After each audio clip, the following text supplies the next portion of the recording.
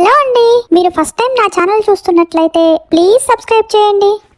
అడవిలో ఒక పెద్ద చెట్టు మీద పావురాలన్నీ గుంపుగా నివసిస్తూ ఉండేవి.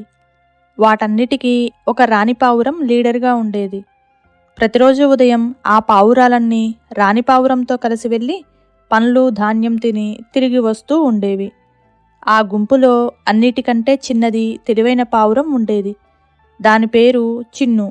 చిన్ను పావురం చాలా చురుకుగా ఉండేది.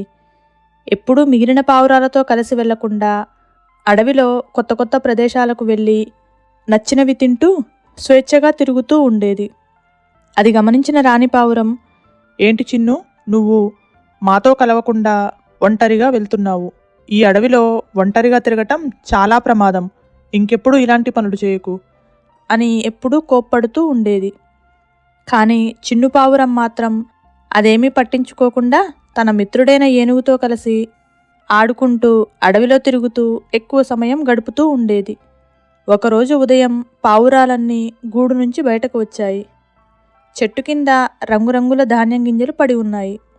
రోజు కష్టపడి సంపాదించే గింజల్లాగానే ఉన్నాయే అని అన్నిటినీ పిలిచి, చూడండి, మనకిష్టమైన ధాన్యం. ఇక మనం ఎక్కడికి వెళ్లాల్సిన అవసరం లేదు. ఇది ప్రకృతి ఇచ్చిన వరమేమో. ముందు మనమే తినేస్తే మంచిది అని అంటుంది. మిగిలిన పావురాలన్నీ వెళ్ళి రాణి పావురాన్ని పిలుచుకుని వస్తాయి. రాణి పావురం ఆ గింజలను చూసి ఆశ్చర్యపోయింది. ఇవి మనం తినే గింజల్లాగానే ఉన్నాయి అని ఆనందంతో అంటుంది. ఇంతలో చిన్ను పావురం అక్కడకు వస్తుంది. ఆగండి మిత్రులారా, ఇవి నిజమైన గింజలు కావు. నేను ఇంతకుముందు అడవిలో చూశాను. వేటగాళ్ళు పక్షుల్ని పట్టుకోవటానికి ఎరగా ఇలాంటి గింజల్ని వేస్తారు. మీరు కిందకు వెళ్తే వేటగాడి వలలో చిక్కుతారు అని హెచ్చరిస్తుంది. దానికి ఆ పావురాలన్నీ, ఏంటి, మమ్మల్ని భయపెట్టి నువ్వొక్కదానివే తినడానికి ప్లాన్ వేశావా అని ఎగతాళిగా మాట్లాడతాయి. చిన్ను పావురం మాటలు పట్టించుకోకుండా పావురాలన్నీ కిందకు వెళ్ళి గింజలు తినటం మొదలుపెట్టాయి. అంతే, వాటి కాళ్ళు రెక్కలు ఒక పొడవైన జిగురు పట్టుకున్న దారానికి అతుక్కుపోయాయి. ఎగరటానికి ఎంత ప్రయత్నించినా ఎగరలేకపోయాయి. ఆ పావురాలన్నీ, అరే, చిన్ను పావురం చెప్పింది నిజమే. మనము వేటగాడి వలలో చిక్కుకున్నాం అని సహాయం కోసం అరవటం మొదలుపెట్టాయి. రాణి పావురం బాధతో, చిన్ను, మేము తప్పు చేశాం. నీ మాట వినలేదు. దయచేసి వాటికి సహాయం చెయ్యి అని అడుగుతుంది.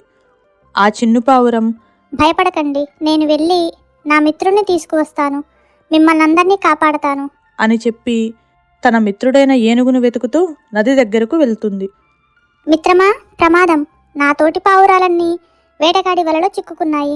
వాటిని నువ్వే కాపాడాలి. ఓ అలాగా, తొందరగా వెళ్దాం. వేటగాడు వస్తే అందరం దొరికిపోతాం అని ఏనుగు తన తొండం నిండా నీటిని నింపుకొని ఆ పావురాల దగ్గరకు వస్తుంది. దాని తొండంలో ఉండే నీటిని ఆ పావురాలపై చల్లుతుంది. ఆ జిగురంతా తడిసి నెమ్మదిగా ఊడిపోవటం మొదలవుతుంది. పావురాలన్నీ ఒక్కొక్కటిగా బయటపడ్డాయి. రాణి పావురం చిన్ను దగ్గరకు వచ్చి, నీ స్నేహం, తెలివితేటలు మమ్మల్ని కాపాడాయి. పావురాలన్నీ ఏనుగుకు మరియు చిన్ను పావురానికి థ్యాంక్స్ చెప్పి వాటి గూడు దగ్గరకు ఎగిరిపోయాయి. ఈ కథలో నీతి ఏమిటంటే, అత్యాశ మనకు ప్రమాదాన్ని తెస్తుంది.